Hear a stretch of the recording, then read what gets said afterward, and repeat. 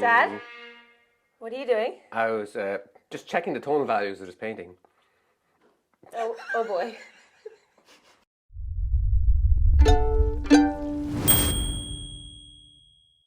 Falsha! Please stop. There probably has been more nonsense written about atmosphere and lighting in paintings than almost anything else, especially in landscapes. He dedicated his whole life to capturing the unique lighting of Provence. Yes, This that sort of sort of thing. thing. Yeah, exactly.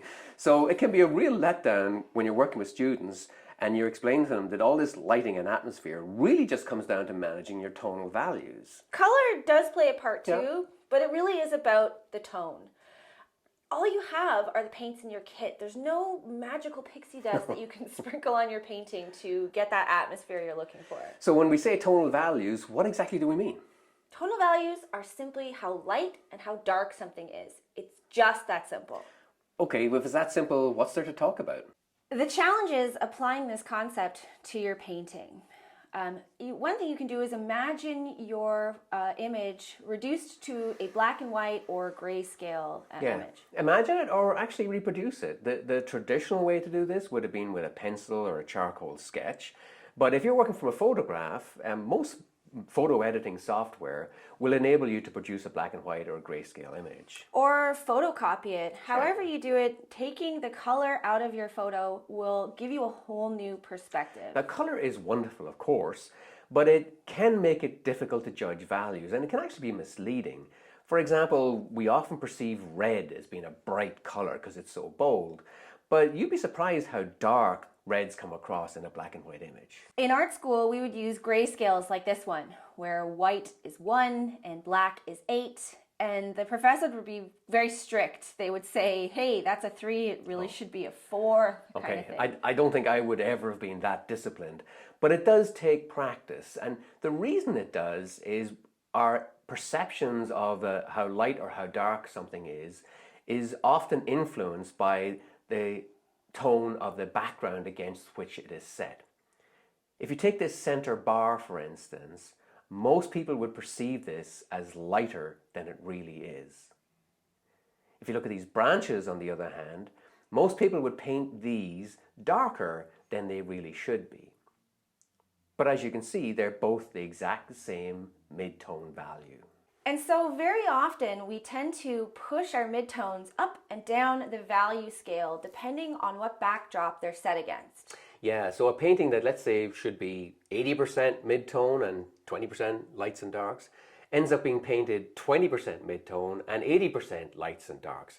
And the result is often ponderous and heavy, and the painting just generally lacks air. So if your trees are looking sticky or stodgy, this might be the reason. It takes a lot of practice to develop a good eye for tone, but as a starting point, just tell yourself that if something looks light against a dark background, it probably isn't as bright as it appears. And conversely, if something looks dark against a light background, it probably is not as dark as it first appears. Or said another way, think about pushing your values into the midtones more and saving your really dark and light areas for where they really need to be. So that's a little bit about the how. Now the why. Why is it that something as basic as light and dark has such a huge impact on a painting? Well, at the very basic level, it's those lights, darks, and midtones that allow an artist to create the illusion of something that is three-dimensional on a two-dimensional plane. And one exercise that you'll see students doing when they're trying to practice their tonal values is they will sketch a sphere like this in black and white or grayscale. And what you notice when you do an exercise like this is how much of those midtones you're using and how little you're using of your darkest darks and your lightest lights. Yes. Very little of it is on the 1 or the 8 that we looked at on the scale earlier, right?